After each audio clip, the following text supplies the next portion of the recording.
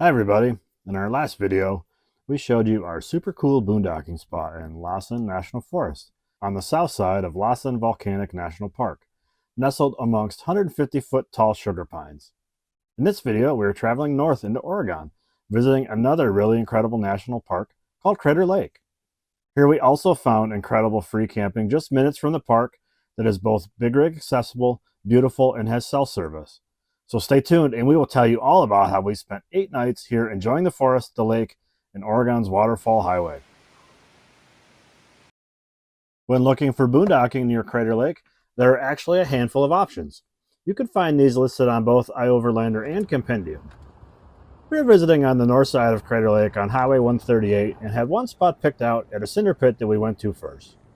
We were here in mid-September and we didn't like this spot for a couple of reasons. First, it was an active pit, so when we arrived, there was heavy equipment running, which made it noisy and seemed kind of weird to camp by. But largely, there were a ton of yellow jackets here.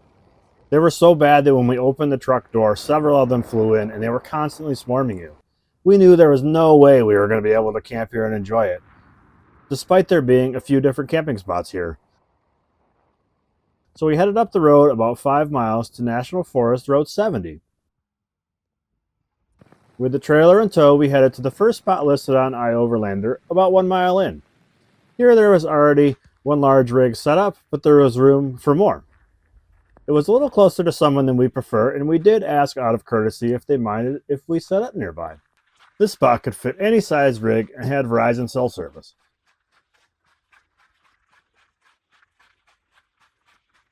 We even saw several deer here.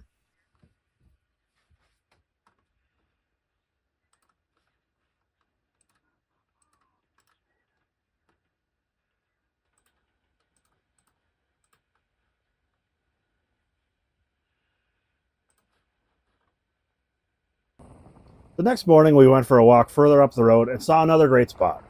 We packed up and moved to this new spot, which was larger, more open, and wasn't right next to other rigs. This spot was about 1.8 miles in from Highway 138, and we greatly enjoyed it.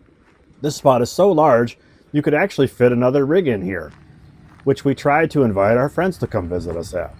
Hello you guys, we are outside of Crater Lake and we are going to be here for several days because we really enjoy it here. And there is plenty of room for a fifth wheel. Here, here, here, anywhere. If you guys want to come join us. This National Forest road is in pretty good condition. There weren't any potholes, but there were some sections that were washboard. It's gravel and fairly wide and actually goes through about 14 miles to Highway 97. You will find several campsites directly off of it, as well as side roads leading to more private sites.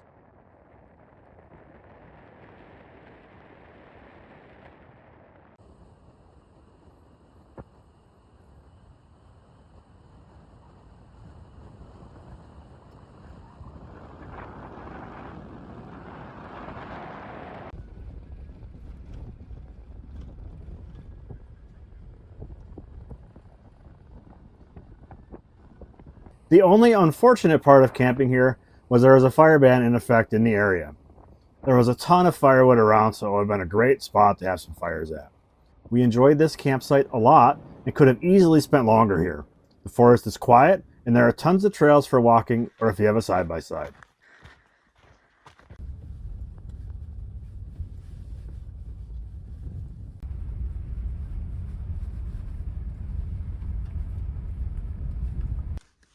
One of the best parts was it was only 15 minutes to the Crater Lake entrance station and about 30 minutes to the actual lake.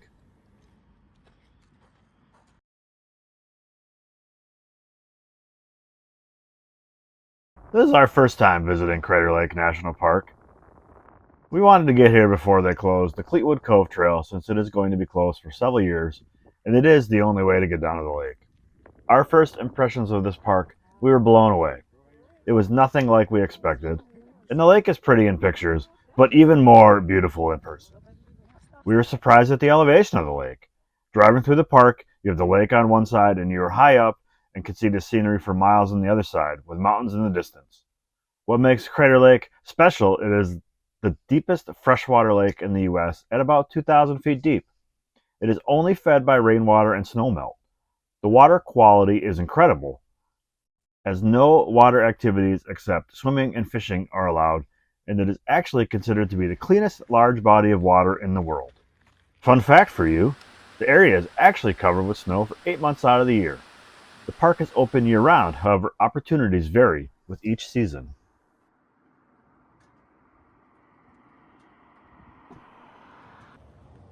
The park offers lots of hiking, a scenic drive around the rim of the lake, and several overlooks to stop at, each giving you a slightly different view of the beautiful lake. The park is a bit of a one-hit wonder, with the lake being the primary focus, but even still, we spent a few afternoons in the park exploring as much of it as we could. Some notable hikes for us were Watchman Peak, a 1.6-mile round trip, 420 feet up to a beautiful, unspoiled panoramic view of the lake.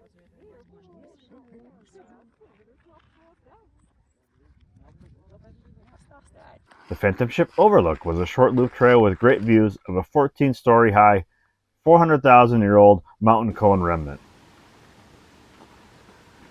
And of course, the Cleetwood Cove Trail. During the summer months, you can take a boat tour. However, to get to the dock, you have to hike the Cleetwood Cove Trail, which is planned to reopen in 2029. So no boat tours for a while. This is the only legal way to get down to the lake, and it is a strenuous 1.1 mile, 700-foot elevation change hike down to the water and then back up.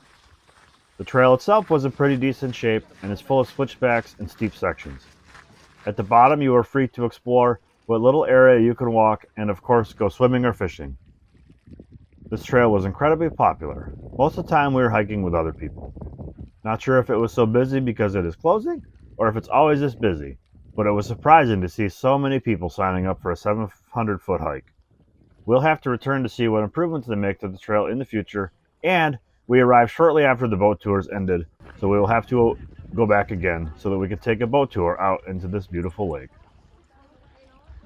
Oregon's Highway of Waterfalls is Highway 138, the road we are camping off of.